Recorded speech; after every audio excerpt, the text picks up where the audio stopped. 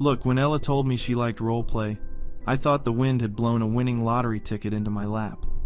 She had this husky voice, which I dug, and these killer hips, so I just necked the last of my whiskey and said, "Fuck it, I'll try anything once." She explained she'd write the scenario out on these color-coded flashcards, which, incidentally, I'm really wishing I'd hung on to right about now. The idea seemed simple enough. Storm over to her place and say she's mine forever. She'd clasp my hands and beg me to forget about her, insisting she couldn't stomach the guilt of betraying her husband, Frank. I'd kiss her softly at first. Then, once the room began crackling with romantic tension, I'd toss her over my shoulder and haul her upstairs into the master bedroom. I figured she'd read too many Colleen Hoover novels and needed that dash of spice. But hey, who was I to judge? My buddy Rick is into ladies with giant feet. Whatever revved her engine was fine by me. And just between us, it was actually kinda stimulating. Afterward, as I pulled on my jeans, she rolled over in bed and said, "You get a glowing review for that performance." "Weren't so bad yourself," I said, grinning over my shoulder. "How would you feel about an encore?" With that, we were off to the races. Each week more cards arrived. Again, really I wish I'd filed them away or something, which I memorized before driving over to her place. In Ella's scenario, I was the side piece who wanted a relationship with her character but couldn't have one because of her controlling, unsupportive spouse, who was always away with work. Anytime he departed for a conference, I'd sneak over there and recite smooth lines until she forgot she ever uttered the words, "I do." However, as the story progressed, those scripts became more and more intense. Soon my character was on his knees begging her to run away with him, insisting he'd do anything, absolutely anything, if it meant they could be together.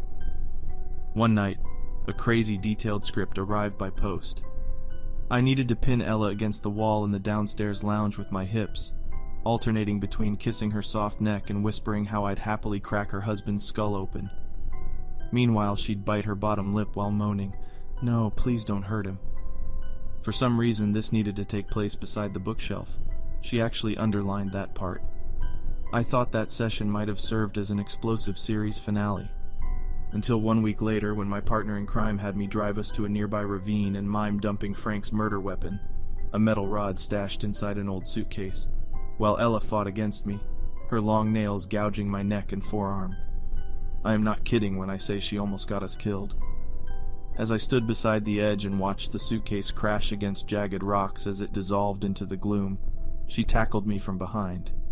I toppled backwards into the cold dirt, my top half dangling over the chasm.